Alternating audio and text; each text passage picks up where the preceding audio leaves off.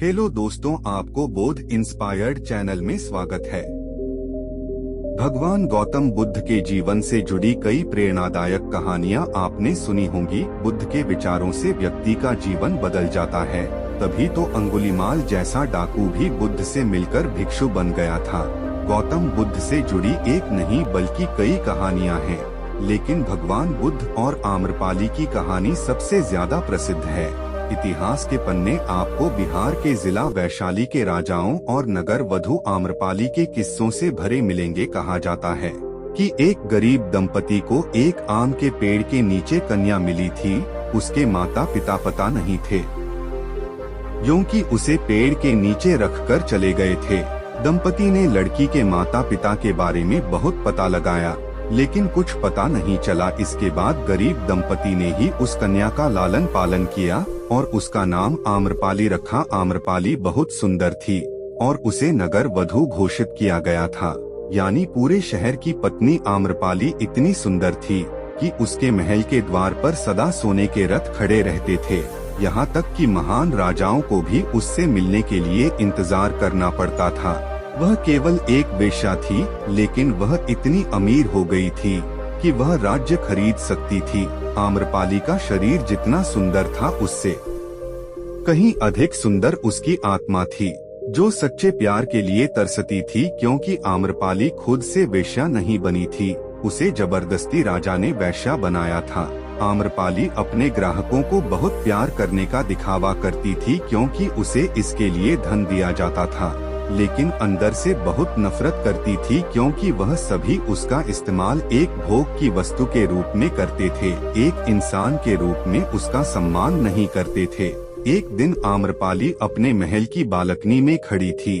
अचानक उसने अपने महल के सामने से एक युवा बौद्ध भिक्षु को गुजरते हुए देखा, जिसके पास कुछ भी नहीं था सिवाय एक भिक्षा पात्र की। लेकिन उसके पास जबरदस्त जागरूकता थी और लोगों को खुद की ओर आकर्षित करने की अद्भुत शक्ति थी।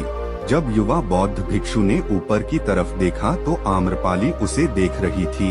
युवा भिक्षु ने आम्रपाली की ओर देखते हुए बेहद सम्मान भाव के साथ आम्रपाली को प्रणाम किया। आम्रपाली उस युवा भिक्षु को देखती रही और पहली बार आम्रपाली के हृदय में प्रेम का उदय हुआ था, क्योंकि पहली बार किसी ने आम्रपाली को सम्मान की नजरों से देखा था। किसी ने पहले बार उसे इंसान होने का एहसास दिलाया था।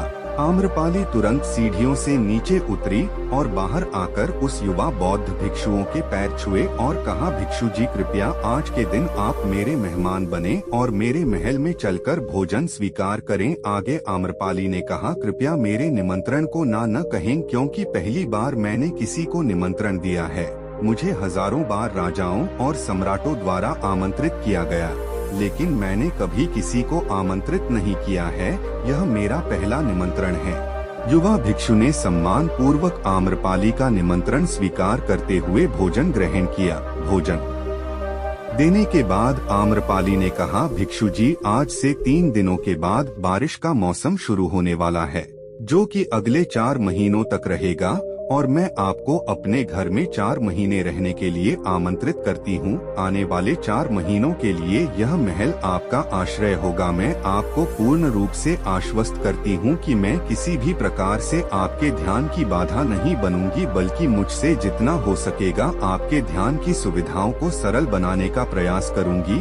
दरअसल बौद्ध भिक्षु साल के 8 महीने गांव-गांव घूमकर बौद्ध धर्म का प्रचार करते हैं और 4 महीने वहां एक ही स्थान पर रहते हैं, जहां उन्हें आश्रय मिल जाता है।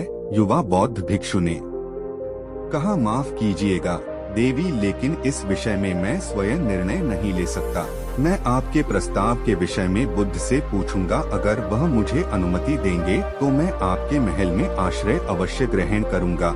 इतना कहकर वह बौद्ध भिक्षु वहां से चला गया। इससे पहले कि वह युवा भिक्षु बुद्ध के पास पहुंचता और आम्रपाली के प्रस्ताव के बारे में कुछ बताता, उससे पहले वहां पर मौजूद अन्य भिक्षु बुद्ध के पास पहुंच गए और बुद्ध से कहा, बुद्ध आप उसी युवा भिक्षु को रुकेंगे। आम्रपाली ने उसे 4 महीने रहने के लिए अपने घर बुलाया। आम्रपाली एक वेश्या है और एक भिक्षु एक वेश्या के घर में 4 महीने रहे, यह सही नहीं है। इससे हमारे संघ में गलत संदेश जाएगा। बुद्ध ने कहा, कृपया आप लोग शांत हो जाएं और उस भिक्षु के आने की प्रतीक्षा करें। वह युवा भिक्षु बुद्ध के पास आया, बुद्ध के पैर छुए और उन्हें पूरी कहानी सुनाते हुए कहा, बुद्ध नगर की एक आम्रपाली नाम की महिला ने मुझे बारिश के 4 महीने अपने घर पर रहने के लिए आमंत्रित किया है। मैंने उसके निमंत्रण का अभी कोई जवाब नहीं दिया।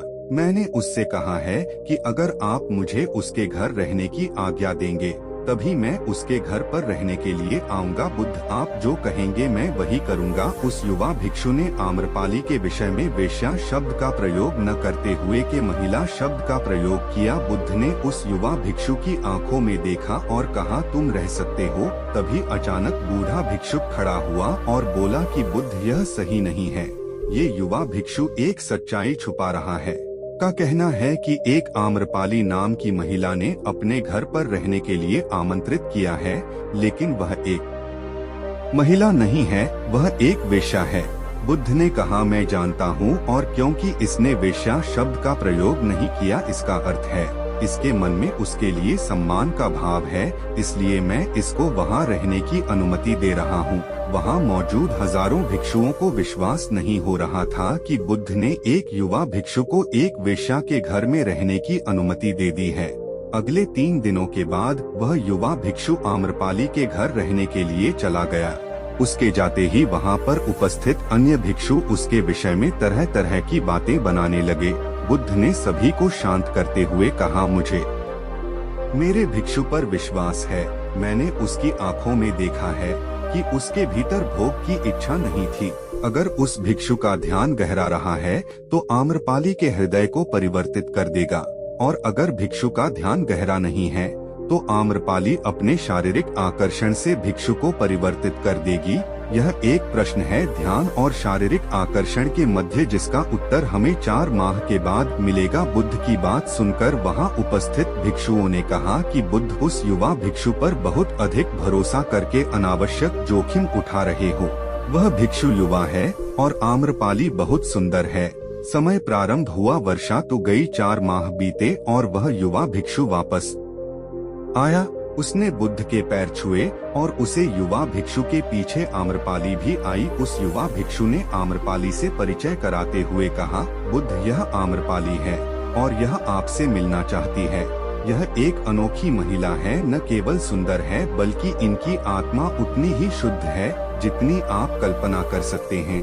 आम्रपाली ने बुद्ध के पैर छुए और कहा, मैं पहली बार देखने भर से इस युवा भिक्षु से प्रेम करने लगी थी, इसलिए मैंने इस युवा भिक्षु को अपने सौंदर्य से कई बार आकर्षित करने का प्रयास किया, लेकिन मैं पूर्ण रूप से असफल रही। इसके बजाय इस युवा भिक्षु ने मुझे खान के प्रति जागरूक किया और यह एहसास कराया कि वास्तविक जीवन भोग नहीं, ध्यान है।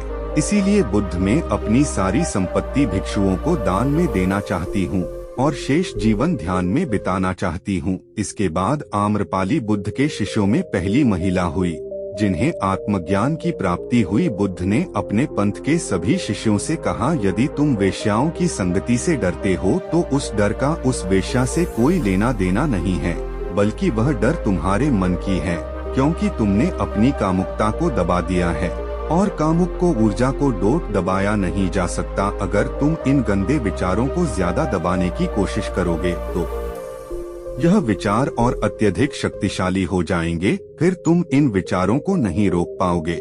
दोस्तों, आज के लिए इतना ही। आशा करता हूँ कि आपको भगवान गौतम बुद्ध की कहानी से कुछ सीखने को मिला। अगर आप ऐसे ही भगवान बुद्ध की जुड़ी हुई कहानी सुनना चाहते हो तो बोध इंस्पायर्ड चैनल को सब्सक्राइब कर दो और अपने दोस्तों फैमिली को भी शेयर कर दो, और आप कमेंट करके जरूर बताना कि भगवान गौतम बुद्ध की कहानी कैसी लगी। मनो बुधाएं।